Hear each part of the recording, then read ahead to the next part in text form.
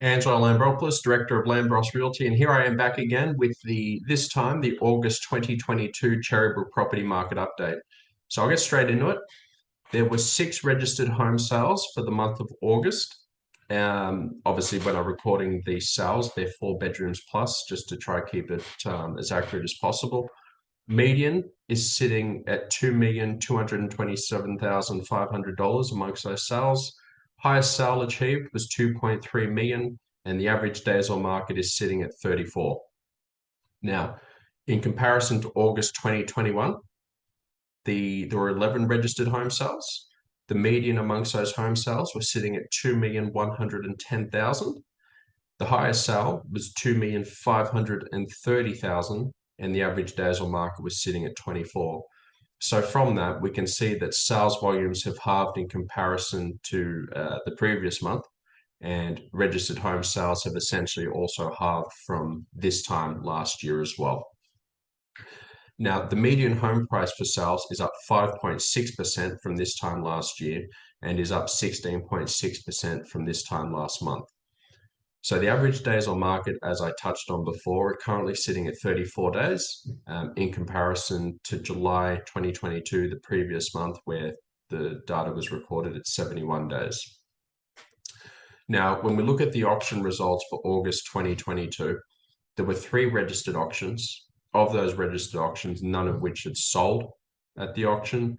Only one had sold prior, with the other 2 either passing in or withdrawn. So from that, auction clearance rate 0%. If you look at those including sold prior, that's sitting at 33.33%. So one of the 3 there. So again, that's another indicator that tells me that there's not much in the shape of desperate sales and people under urgent need to sell, because generally in markets like this, the only time you touch an auction is if you're in that sort of predicament. People are well aware that it's not the ideal selling method in markets like these. The opposite is true in a boom market, of course. So I guess from a general observation standpoint, so as of yesterday, when I looked at the data, 1st of September, there are currently 22 homes currently listed for sale. 22, again, I must reiterate, they're 4 bedroom plus. There's obviously more of that, more homes if you look at the 3 bedroom townhouse duplex type formats as well. Now, when you look at this in comparison to August last month, when I looked at the data, 4th of August 2022, there were 23 homes on the market for sale. So again, significantly low stock levels. So just my humble opinion here and dissecting the data and where do I think we're heading. Okay, I think August could be somewhat of a turning point, and this is the first time I'm saying this year, because obviously it's all been sort of a corrective trajectory, right? So where things have been correcting, and naturally that was going to be the case. But the data is clearly, it's consistently telling us now that, okay, well, there are no, as I was mentioning in previous videos, that there is low mortgage stress in the suburb. It appears to stand true. Obviously, when you look at the low sales volumes, and you still look at there's still significantly, the price is being achieved a fair, definitely corrected. There's no 2 ways about it.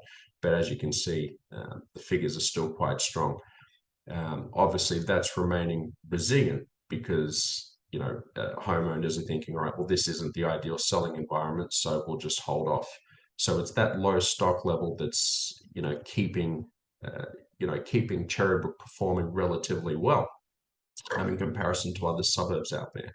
So when we look at, okay, well, what's the problem? What's the root cause here? What's causing the slowdown? I think we can clearly see from the data here that it's not so much people's financial inability to purchase, right? It's far the opposite. What's happening on average? The banks are assessing loan serviceability at around 7 to 9% on average, giving themselves, quite a hefty buffer. right? And I get that, because that's what you need to sort of protect yourself from a crash. And, banks do that traditionally. So this is why buyers out there are really struggling with their borrowing capacity. They're 30 to 40% down of what they would have been able to borrow sort of 6 to 9 months ago prior. Um, so interest rates have definitely impacted that part of the market.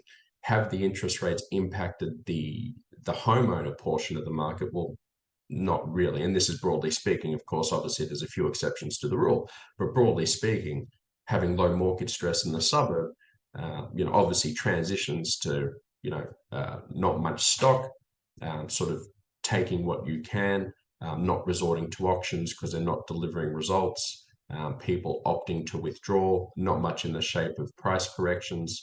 So, it's a case now where I think buyers are starting to realize, well, hey, we need to jump in case there's another interest rate rise and our borrowing capacity is impacted, because it's not the serviceability. I mean, we can definitely service the loan. It just, we're not able to get that money from the bank.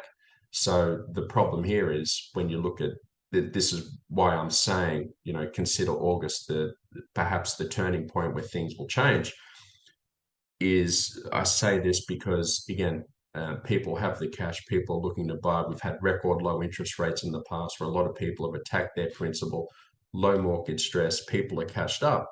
It's just, I guess you could sort of, for lack of a better term, look at this as somewhat of a lockdown in the property market to prevent a crash, right? Where you're putting this excessive buffer to stop ridiculous amounts of borrowing. So, obviously they've gone hard and fast, the decision policymakers here.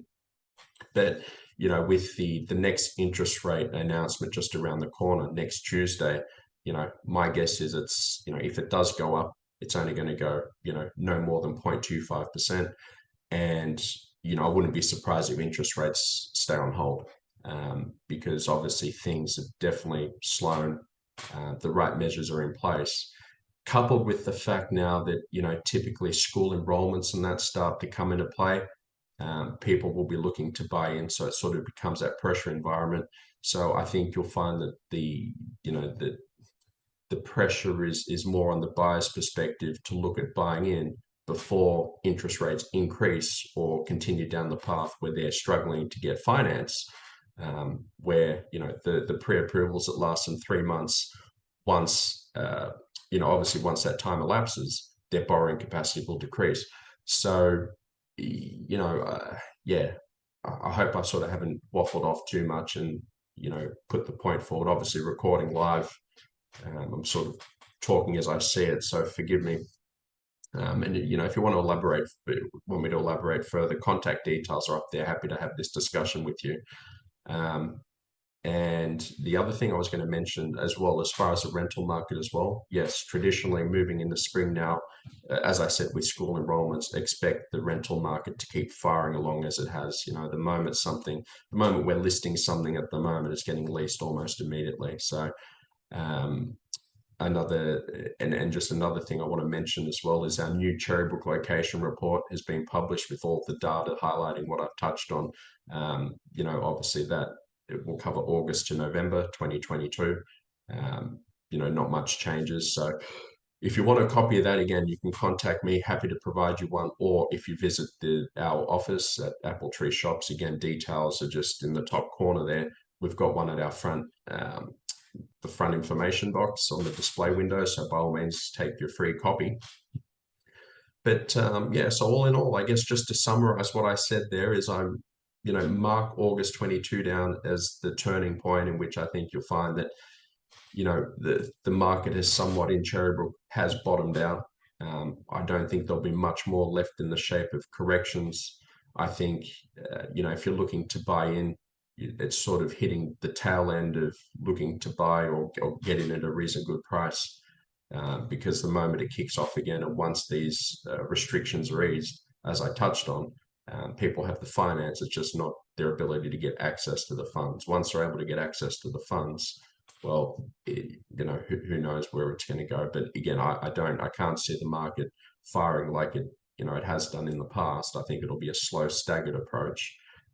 But it's definitely showing that personally, and this is my humble opinion, that upward trend. And it's the first time I'm saying it this year. The signs are alluding that. I could be completely wrong. I could be eating humble pie next month. But let's see how it plays out, and I'll be curious to see what you think of it as well. So by all means, email me. If you like what I'm saying or agree with what I'm saying, please smash the like button in this YouTube video. But again, thank you for watching. Angelo of Lambros Realty.